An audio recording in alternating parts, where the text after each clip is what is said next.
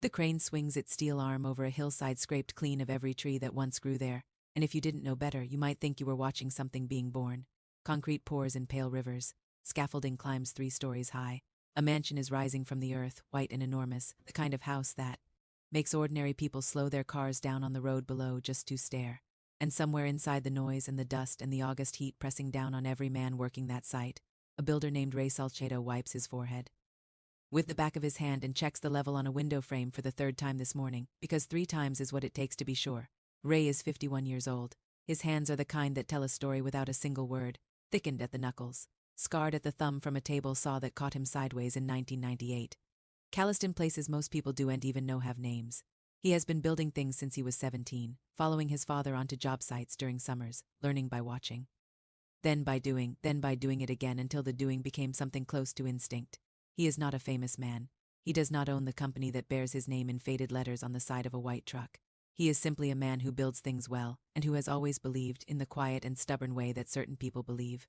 Things that doing your work honestly is its own kind of protection. He is wrong about that. He will find this out. The man who hired him is named Gerald Marsh.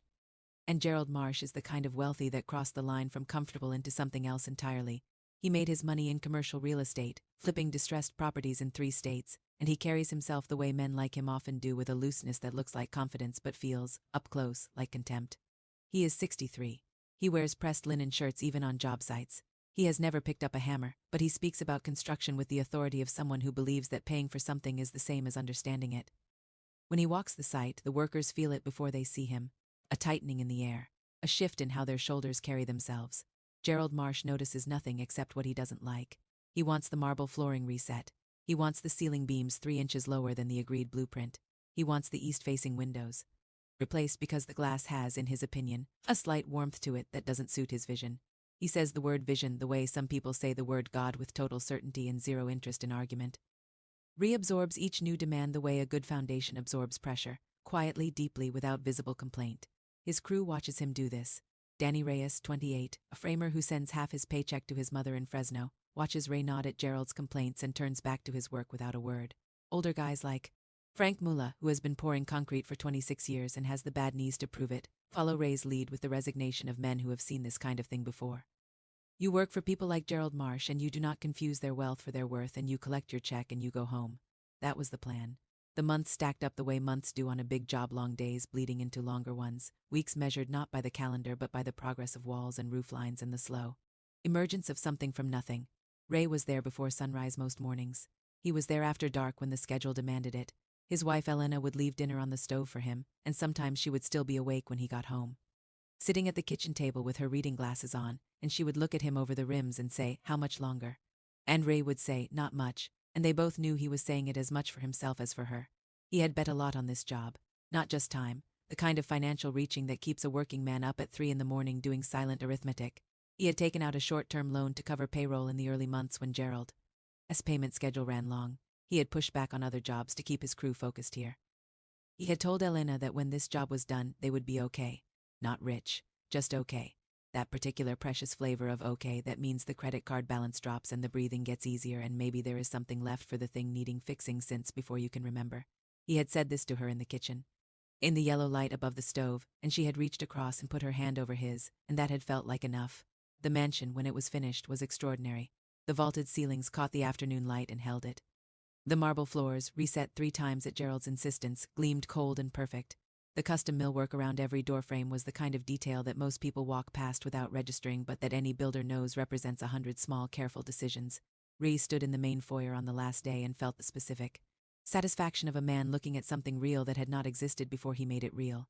His crew stood around him. Danny grinned. Frank said, without irony, "We done good." They had done good. Gerald Marsh arrived at 11 o'clock on a Tuesday morning, wearing his linen shirt and bringing with him a kind of energy that Ree recognized too late. He walked through the house slowly, more slowly than the occasion called for.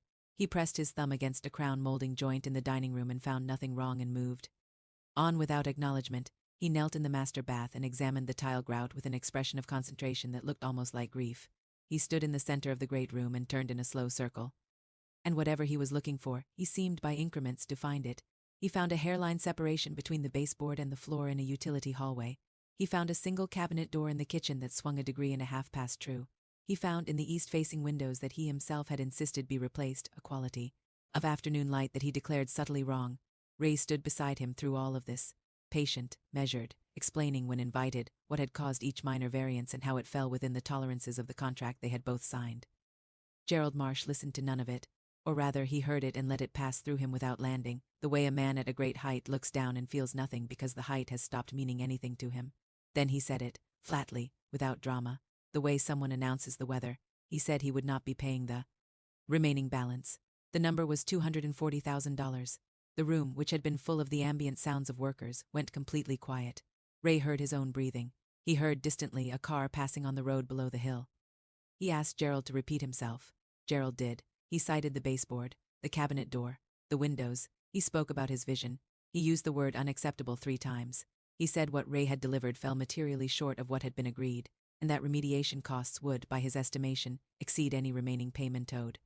This was a lie so complete and casually delivered that for a moment Ray could not locate himself inside it.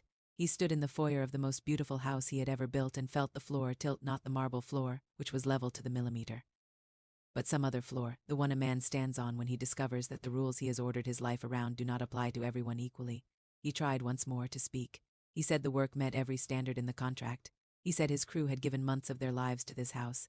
He said $240,000 was not for Ray Salcedo, an abstraction that it was payroll and loan repayment and the particular okay he had promised Elena in the yellow kitchen light. Gerald Marsh smiled at him. It was not a cruel smile, exactly. It was something worse than cruel. It was indifferent. He raised one hand and the security staff moved the way security staff do when they have been waiting for exactly this moment. And Ray had absorbed the frustrations and indignities of 30 years in this industry with the steady dignity of a man who knows that how you carry yourself in the bad moments is the whole measure of your character. Ray walked out of that house on his own 2 feet, with his spine straight and his jaw set, and he did not look back. He sat in his truck in the driveway for a long time after, long enough that Danny knocked on the window, and looked at him with eyes full of the helplessness of watching something unjust happen to someone who didn't deserve it. Ray rolled the window down. He said, "We did good work." Danny nodded. Neither of them said anything else. The legal route was slow and expensive and uncertain, the kind of uncertain that a man with a loan coming due cannot afford to sit with. Ray consulted an attorney. He gathered his documentation. He filed what needed to be filed. But he also went back to work, because the work was what he had, and Elena needed him to come home with something to hold on to besides anger. Gerald Marsh, meanwhile, threw a party. 3 weeks after the confrontation, he hosted 80 guests in the mansion for what the local society page called a housewarming of uncommon elegance. Caterers worked in the kitchen with the almost true cabinet door. Champagne poured under the ceiling beams that Ree's crew had argued over, and finally hung with a precision Gerald never acknowledged. People wandered through the great room saying the kinds of things people say when standing inside money, words like stunning and magnificent and you must be so proud. Gerald accepted these words with the ease of a man who believes ownership and creation are the same thing. He slept well. For a while, it began, as these things often do, with something small enough to dismiss. A guest commented during a dinner 6 weeks after the housewarming that the lights in the dining room seemed to flicker. Gerald glanced up. The chandelier held steady. He put it down to imagination and opened another bottle. But the next morning, the lights in the master bath dimmed without warning. Bright to almost dark and back, a breathing quality that had no business being in a $3 million electrical system. Gerald called his property manager, who called an electrician, who came and tightened some connections and left. The lights flickered again that night. Then a pipe in the south wing began to weep. That was the word the plumber used, and Ray would have recognized it as the precise word for what happens when a fitting is under-torqued and the joint expands and contracts through temperature cycles until the seal begins to give. Water appeared along the baseboard of a guest bedroom, a thin, dark line like a signature. The plumber patched it. Another line appeared elsewhere. 2 plumbers this time. They patched and left. The water found new places to sign its name. The walls began to tell the truth. A ceiling in the east wing developed a crack along a joint. A seam, fine as a hair at first, then widening over following weeks into something guests could not avoid staring at during breakfast. A door in the main hallway stopped latching, then stopped closing. The custom millwork around the library entrance developed a gap at the mitered corner that opened, fraction by fraction, like a mouth getting ready to say something. Gerald's property manager ran out of explanations. The professionals he cycled through were competent and fixed what they found, and then left, and then more things broke. And their confusion was genuine because they were looking at symptoms without access to the cause. Gerald moved through denial and then anger and then the particular exhausted suspicion of a powerful man who cannot identify his enemy. He hired a structural engineering firm. 3 of them came, moving through the house with instruments and tablets, conferring in low voices while Gerald watched from doorways. They were there for 2 days. Their report was 31 pages long, and Gerald read the executive summary standing at his kitchen island, feeling the floor tilt in the same way Ray had felt it, though for very different reasons. The technical language required his property manager to translate, but the core of it was simple enough. A series of critical finishing procedures, the final sealing of the building envelope, the tensioning of a concealed structural cable system in the upper floor, the completion of the drainage matrix around the foundation, and the last phase of the electrical bonding process had never been performed. These were not decorative items. These were not the baseboard gap or the cabinet door. These were the unglamorous, invisible, essential final steps Ray Salcedo would have performed in the last 2 weeks, steps requiring the crew to return, materials already purchased and staged, requiring in short that the job be considered ongoing.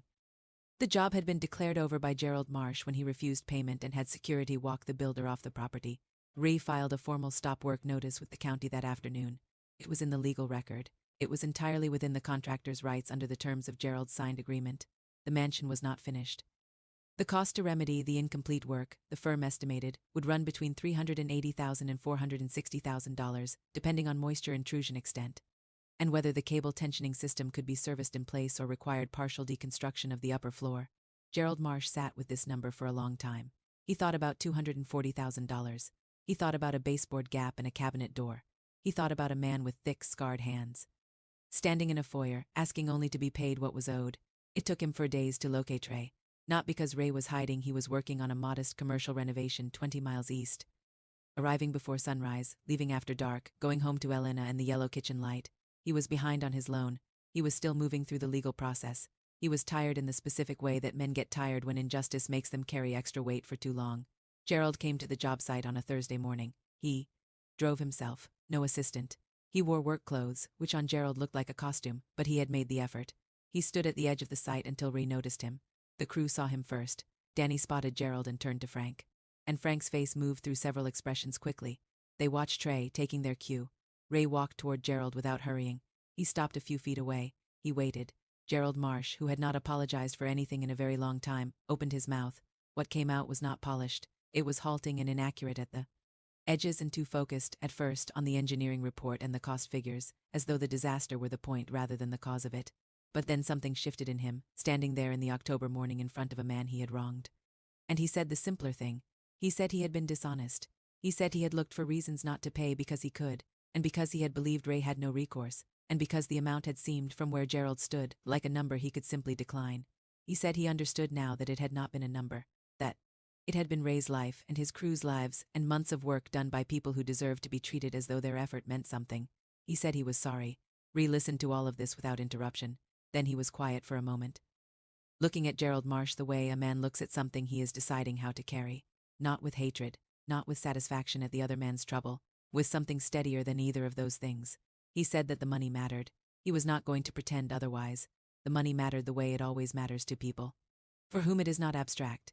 He said that the legal process would continue until that was resolved. But he said something else too. He said that what had cost him more than the money was the moment in the foyer when Gerald had smiled that indifferent smile. Because in that moment Ray had understood that Gerald did not see him as a person whose work or time or dignity had any real claim. And Ray said that no settlement figures would change what that moment had revealed, not about Ray but about Gerald.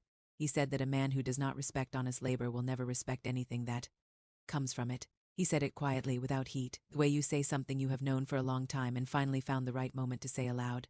Gerald had no answer to this. There is no answer to the truth when it is told simply and without cruelty. He nodded once. He looked at the ground. The legal settlement came 6 weeks later, the full amount plus Ray's documented costs. Gerald's attorneys moved it through quickly, whether from guilt or pragmatism Ray neither knew nor needed to know. The remediation of the mansion was contracted to a different firm and cost Gerald $412,000, and the lesson was built into every wall alongside the new sealant and the tensioned cables and the redrawn drainage lines. Ray came home and found Elena in the kitchen and sat across from her, and put both hands flat on the table and said, "We're okay." And Elena, who understood everything those 2 words contained and everything risked to earn them again, reached across and put her hands over his, and it felt, as it had before, like enough. Danny Reyes told the story at a wedding the following spring, in a toast that wasn't supposed to be about any of this but became about it anyway, because some stories insist on being told. He talked about the way Ray had walked out of that house with his head up. He talked about what it meant to watch someone refuse to become small in the face of something trying to make them small. He said that he had learned more about how to be a man on that job site than anywhere else, and that it had nothing to do with how to frame a wall. Frank Mullah, sitting at the table, raised his glass without a word. And somewhere across town, in a mansion that was finally, technically complete, all the invisible work done, all the seams sealed, all the systems tensioned to the tolerances they required, the walls held. Not because Gerald Marsh had built them. He had never built anything. They held because Ray Salcedo had built them, and Ray Salcedo built things to last, and the only reason they had threatened to fall was that someone had tried to take the ending of the story before the story was finished. That is the thing about honest work. You cannot fake the final steps. You cannot inspect your way to completion. You cannot smile at the man who built your foundation and expect the foundation to forgive you. The walls remember who made them,